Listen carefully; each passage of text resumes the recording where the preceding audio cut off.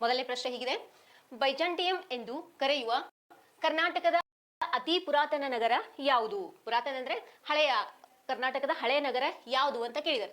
ನಿಮ್ಮ ಆಯ್ಕೆಗಳಿಗಿದೆ: A Shravanabelagola, B Lakshmeshwar, C Banavasi, D Vatapi. ಹಾಗಾದ್ರೆ ಈ ಬೈಜಾಂಟಿಯಂ ಎಂದು ಕರೆಯುವಂತಹ ಒಂದು ಕರ್ನಾಟಕದ ಅತಿ ಪುರಾತನ ನಗರ ಯಾವುದಪ್ಪ ಅಂತಂದ್ರೆ ಬನವಾಸಿ.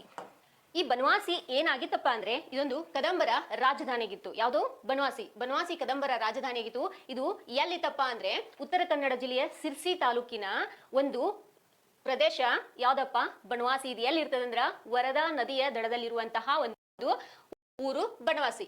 ಬನವಾಸಿಯನ್ನ ಬೈಜಾಂಟಿಯಂ ಅಂತ ಕರೆದವರು ಯಾರಪ್ಪ ಅಂದ್ರೆ ಟಾಲಮಿ. ಈ ಟಾಲಮಿ ತನ್ನ ಕೃತಿಯಾದಂತಹ ಜಿಯೋಗ್ರಫಿ ಎನ್ನುವಂತ ಕೃತಿಯಲ್ಲಿ ಈ ಬನವಾಸಿಯನ್ನ ಏನಂತ ಕರೆದಿದ್ದಾರೆ? ಬೈಜಾಂಟಿಯಂ ಅಂತ ಕರೆದಿದ್ದಾರೆ. ಈ ಬನವಾಸಿ ಏನು ನಡೀತದಂದ್ರ ಒಂದು ಉತ್ಸವ ನಡೀತದ. ಯಾವ ಉತ್ಸವ ಅಂದ್ರೆ ಕದಂಬೋತ್ಸವ ಅಲ್ಲಿ ಜರುಗ್ತದೆ ಅನ್ನೋದನ್ನ ನಾವು ನೋಡ್ಬೋದು. ಈಗ ಮುಂದಿನ ಪ್ರಶ್ನೆ, ಸಂಸ್ಕೃತಿ